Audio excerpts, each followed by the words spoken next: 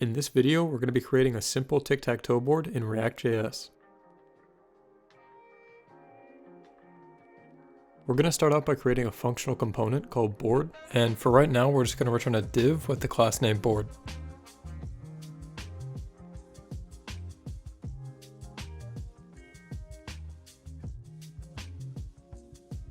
We also need to make a component for the tiles that are going to go inside of our board. So for right now, we're just going to make a function, and inside of that function, we're going to return a div with the class name tile.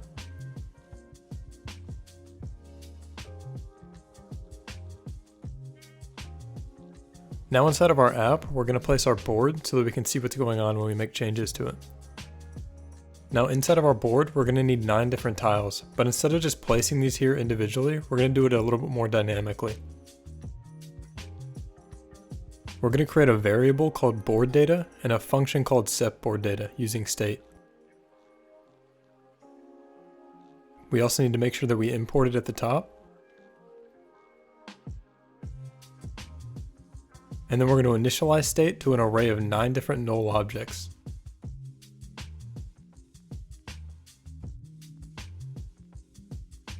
So instead of placing each tile individually, we're going to map through our board data and return a tile for each variable in our array.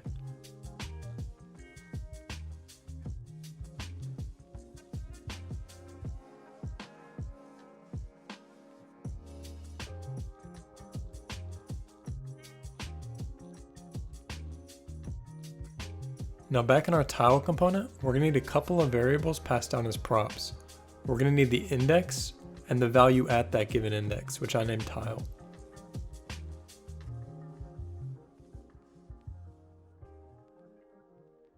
And just to make sure that everything's working, we're going to go ahead and display our index inside of our tile div. Now all we need to do is pass down our props to our tile component.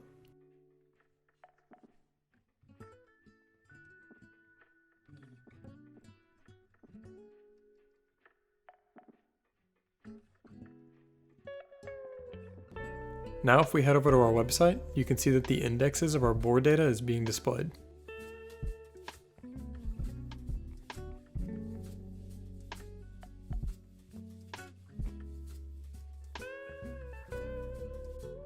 Now that we know everything's working, we're going to go ahead and change index to tile so that we can see what's actually inside of that array.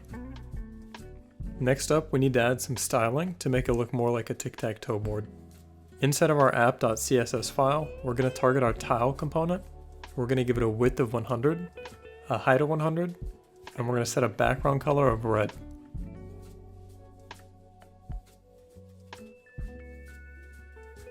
Next, we're going to target our board component. We're going to give that a display of grid. We're going to give it a grid template, and that's going to repeat 3 times for every 100 pixels, the same width of our tiles. We're going to give it a padding of 15 pixels. We're going to give it a width and height of min content. We're going to set the background color to black, and we're going to give it a gap of 15 pixels. And I'm actually going to change the background color of our tiles from red to white. Now we need to find a way to center our board to the screen. And to do this, we're going to target our app component.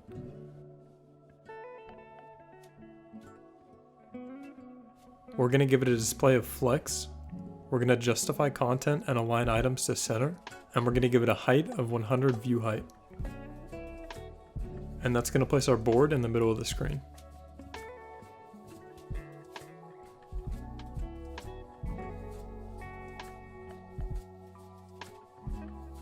So back in our tile component, we're going to go ahead and place the tile value inside of an h1 tag so that we can see what's going on.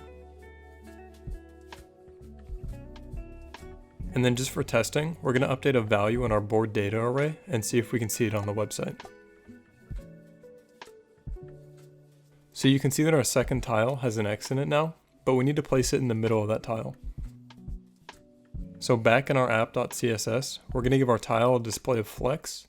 We're going to justify content and align items to center.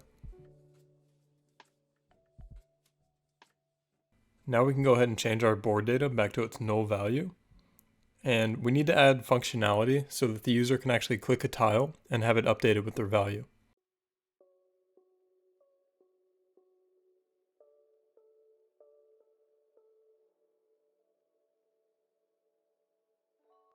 So we're going to do that by creating a function called updateBoard, and this function is going to take in an index, and that's going to be the tile index that it wants to update.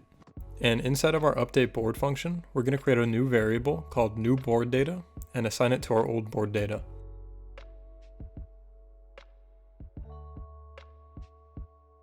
Then we're going to have an if statement to see if the board data at that index is equal to null.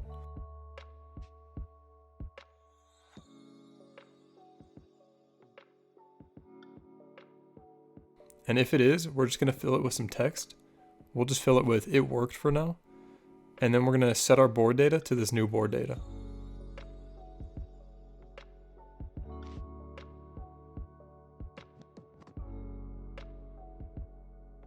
Now we need to go ahead and apply our updateBoard function to our tile. So we're going to write an onClick event attribute, and this is just going to call an arrow function that calls the updateBoard function. And we're just going to go ahead and pass it the index of the current tile. Now if we head back over to our TicTacToe board and start clicking on different tiles, you can see that the text is updated inside of the tile.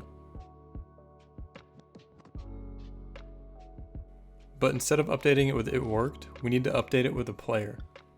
So we're going to go back into our app file and create a variable for player using state. So we're going to create a constant variable called player and a function called setPlayer. And then we're just going to set this to useState and initialize it to x. Now we need to make a function that's going to switch the player after each turn. So we're going to make a function called switchPlayer, and this is just going to be an if statement that checks to see what the current player is and set it to the opposite. So we're going to say if player equals x, we're going to set it to O. And then if we have anything else, we're just going to set it back to x.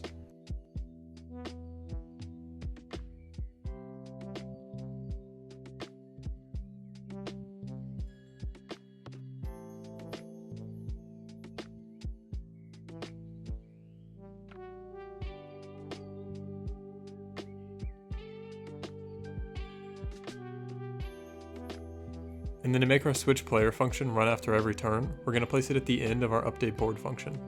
And now instead of updating our board function with some random text, we're going to update it with the current player. So now when we go back into our website and start clicking on different tiles, you'll see that it starts with the letter X, but then it's going to alternate between that and the letter O. And it's going to do this after every single turn.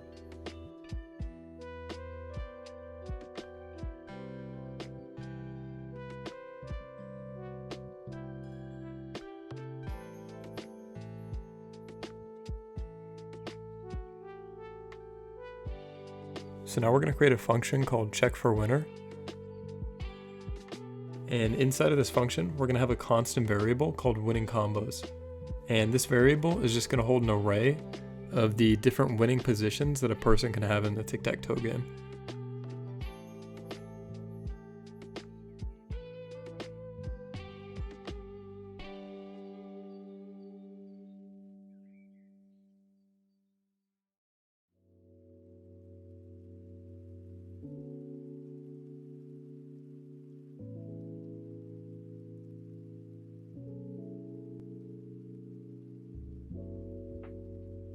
So if a player in our game has all three of one of these positions, they're going to win the game.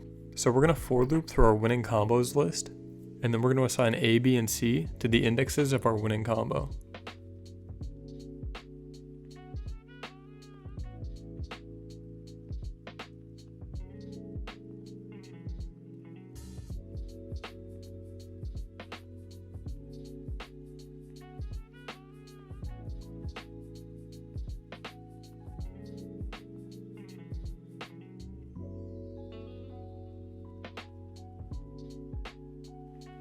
Then we're going to have an if statement to see if the value at all three of those indexes are the same.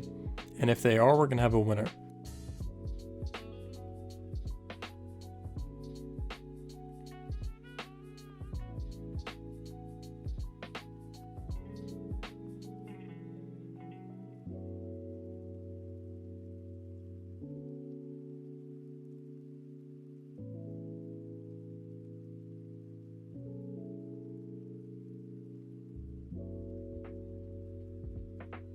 So we're just going to console log winner, and then we're going to return the board value at the A index.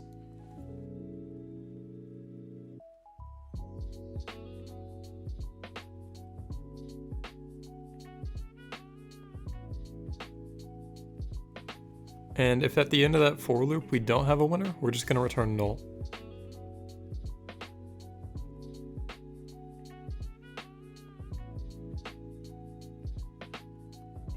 Now we can go ahead and place our check for winner function inside of our app div, and this is going to allow us to check after anything on our website updates.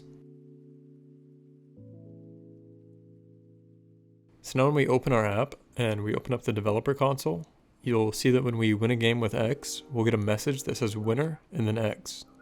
And I actually misspelled winner here, so I gotta go back and fix that.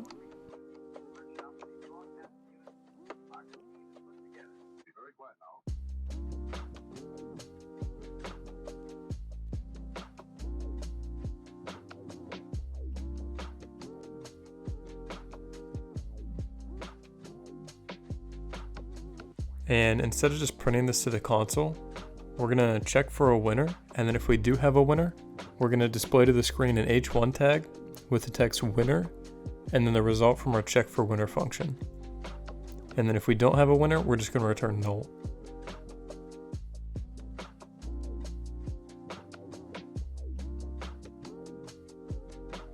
And here I forgot to wrap our check for winner function in curly brackets, so I need to go ahead and fix that.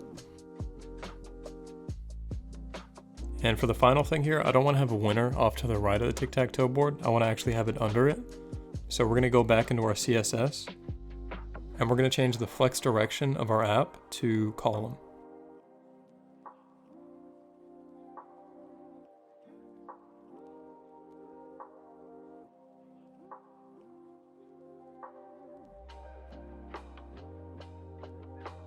And that's pretty much all you need to get tic-tac-toe working in React. Now this app is actually missing two things. It doesn't have a check for ties, and it doesn't have a reset button.